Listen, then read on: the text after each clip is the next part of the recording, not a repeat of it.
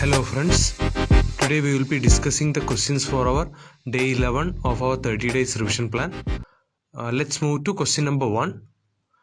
First question, William Adams reports in the context of modern history is related to curbing the revolutionary terrorism in Bengal, development of vernacular education in Bengal and Bihar, imposition of ban on the Indian press, reforms required in the imperial civil service examinations.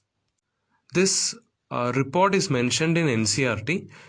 You can find the mention of William Adams reports, which described about the state of indigenous education and vernacular education in Bengal and Bihar region.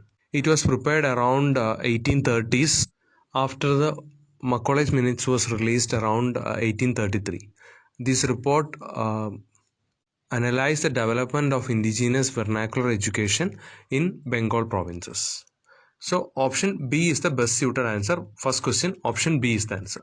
Second question, in the context of modern Indian history, which of the following happened first in the chronological order?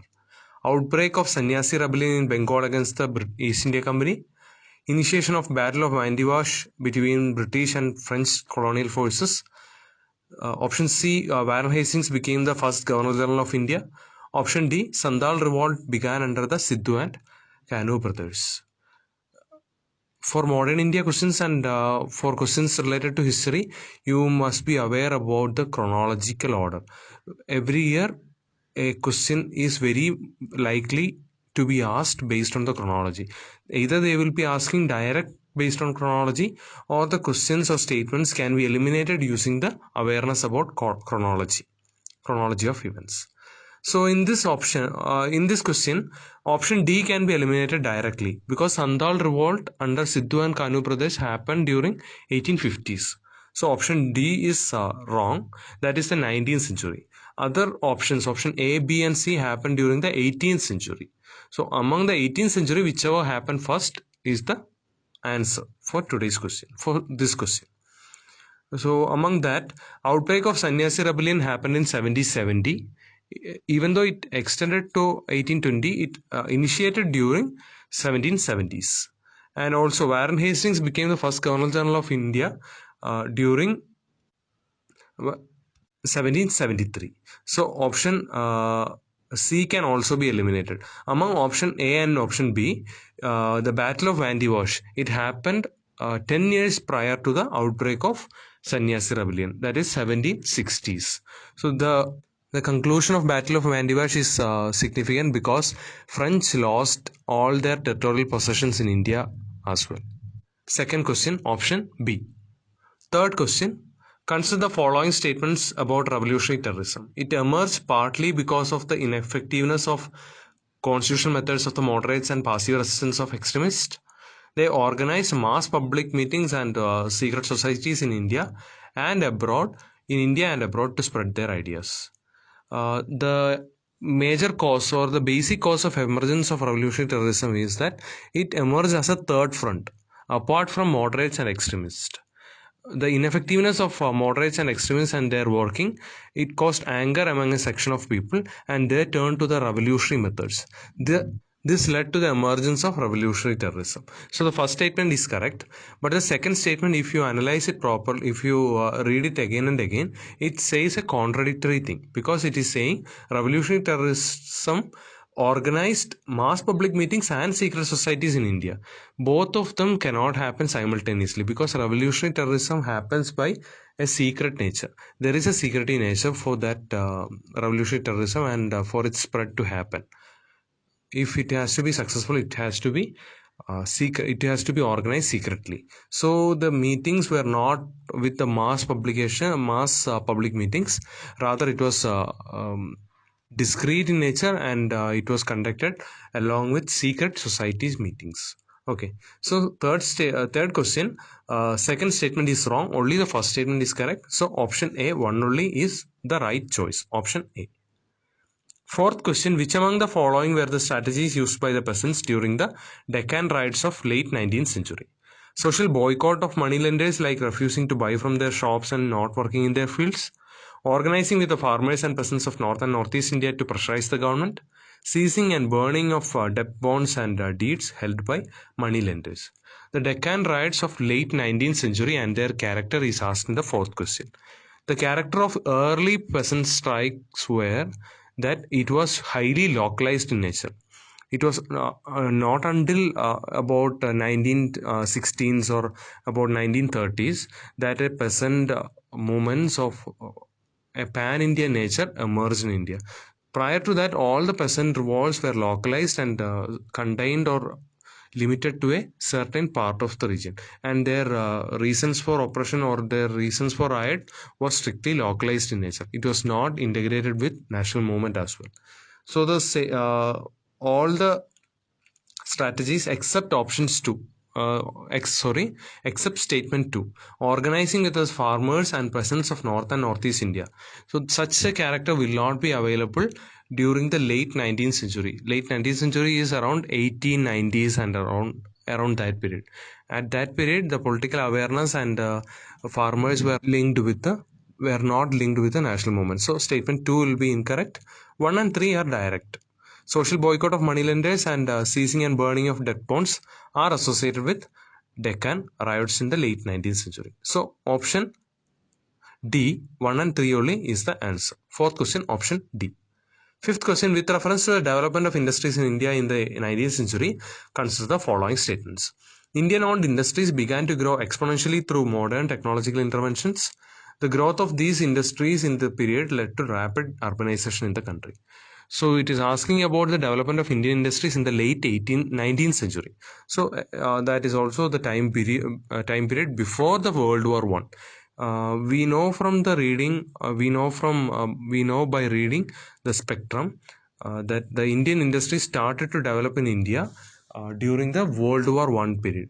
So at that period, there was a huge demand of iron and steel products and all over the world. So at that period, Indian capitalists using their own money emerged from the shadows of the British capitalist. So the Indian-owned industries did not begin or did not grow exponentially during the late 19th century. So that is the first statement is wrong, and also the second statement will also be wrong, because there was no such growth happen. So there is a chance of deurbanization during the period of 19th century and 18th century due to the British loot and British drain of economic wealth. What happened was the deurbanization of small cities in India, which were earlier self-sufficient in India prior to the colonization. So the second statement is also wrong. Both the options are wrong. Fifth question, option D is the answer. Let's move on to the question number 6. Consider the following statements. Consider the statements with reference to the expansion of British Empire in India. Lord Cornwallis defeated and killed Tipu Sultan in the Fourth Anglo-Mysore War, thus eliminating the company's most unrelenting enemy in the south. After the Third Anglo-Maratha War, all Maratha states accepted subsidiary alliance. The Second Anglo-Sikh War led to the annexation of Punjab. Among the three statements, statement 1 is wrong, because the Fourth Anglo-Mysore War happened after the Lord Cornwallis gave way to Lord Wellesley. So the first statement should be Lord Wellesley defeated and killed Tipu Sultan in the Fourth Anglo-Mysore War. So that is a basic factual error in the first statement. So both the options, option A and option B, can be eliminated. Either option C or option D will be correct. Either 3 only or 2 and 3 only. So 3 is automatically correct.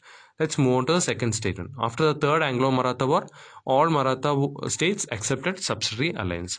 There were a total of 3 Anglo-Maratha wars.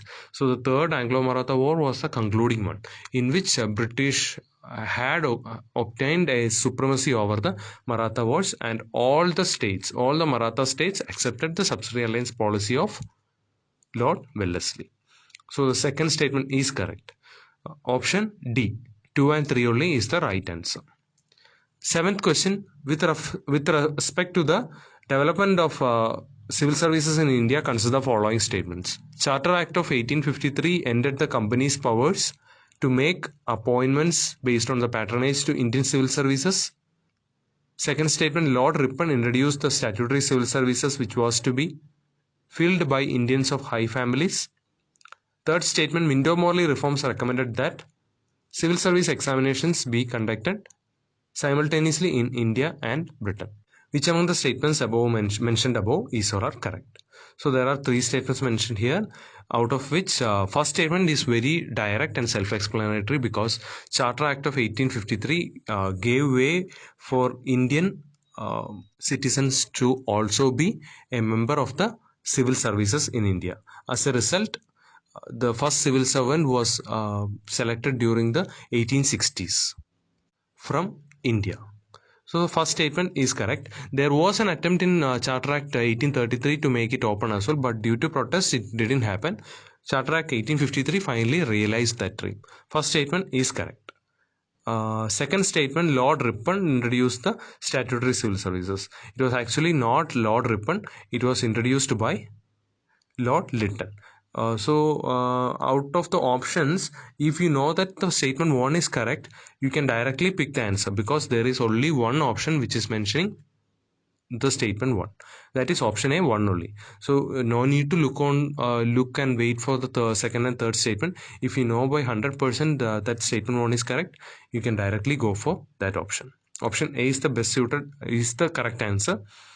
Second statement is wrong, because it is Lord Lytton who introduced the statutory civil services, and it was the Montfort reforms or Montagu-Chelmsford reforms of Government of India Act 1919, which recommended the civil service examinations to be conducted simultaneously in India and Britain. So 1 only is the answer. 7th question, option A. 8th question, consider the following statements. Charter Act 1793 extended the trade monopoly of East India Company for an unlimited period in India. Charter Act 1793 placed the district collector as a responsible person of the district for revenue related matters for the first time. When you check the Charter Acts, they are placed between 20 years. After 1793, Charter Act 1813 will come. Then Charter Act 1833 will come. Then Charter Act 1853 will come. So that means the trade monopoly of East India Company was extended to a period of 20 years. So the first statement is wrong. And the second statement, Charter Act 1793 placed a district collector as a responsible person of the district for revenue related matters, is incorrect, because this was a practice that was started by Warren Hastings itself. That was not mandated by Charter Act 1793. So both the statements are incorrect.